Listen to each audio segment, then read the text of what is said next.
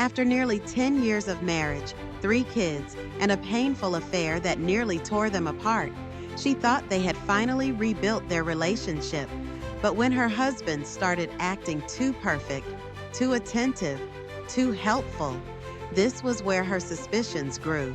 What she discovered next was beyond betrayal. Her husband having sex with his mistress in a car, with their 9-month-old baby in the back seat.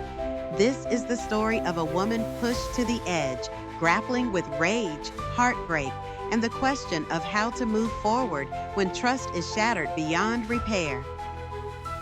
My husband and I have been married for almost 10 years. We have 3 kids, 5 years, 3 years, and 9 months.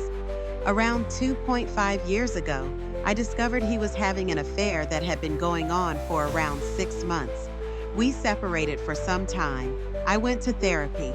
We went to marriage counseling. We took about 10 months apart and supposedly working on ourselves and working on our marriage before officially getting back together. During that initial reunion phase, we surprise conceived our youngest. Until very recently, my husband had seemed very committed to fixing what he had destroyed in our marriage. He jumped through all of the hoops, or I thought he had. Believe me, I read the books and I followed the rules and I made all of the demands. And he did everything he was asked to do. It wasn't always smooth sailing. He'd push back sometimes. He got defensive. We argued. It hurt a lot. But I truly believed we were continuing our path of overcoming what he had done. I felt like our relationship was strong. For the first time in our entire relationship, I felt like we were finally operating as a team.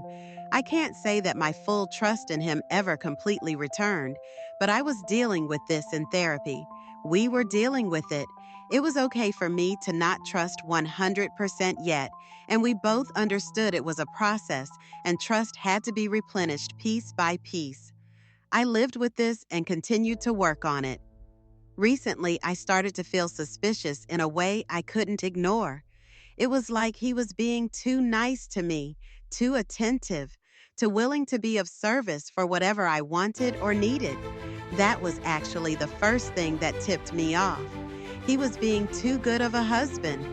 Then I realized he was doing things that he never really did before, offering to do the big grocery shopping trips, taking the kids to new parks, running to pick up food on the occasion we ordered out. He always opted to have food delivered and could never be bothered to go pick it up. Little things, but they were big changes to me. Now, his work schedule has supposedly changed. No longer does he get home as early as he used to. I really tried to not be paranoid about it all, but it was driving me crazy. Eventually, I couldn't take it anymore, so I followed him. I followed him when he took our 9-month-old baby with him to go run several household errands under the guise of allowing me to relax. I found him with the woman he had previously cheated on me with, her on top of him in the driver's seat having sex, and our baby was in the back seat. He had sex with his mistress with our baby right there. It's beyond disgusting. If he wanted to use the excuse of running errands to go meet up with her, he didn't have to take the baby too. It's gross. He knew he was going to meet up with her for sex. Why would you take the baby? He said the baby was asleep and in the rear-facing car seat and has no clue what's going on. It's no different than when we have sex in our bedroom with the baby asleep in our room. How dare he? How dare he compare what he was doing with her to that? I set an emergency appointment with my therapist. I was seeing red, or beyond red, black, all black. Somehow I came out of that appointment even more mad. I just wanted to rage and she kept trying to talk me down. And damn it, I don't want to be talked down right now. I don't want to be calm and rational. I want to scream and hit things and break things and destroy his life.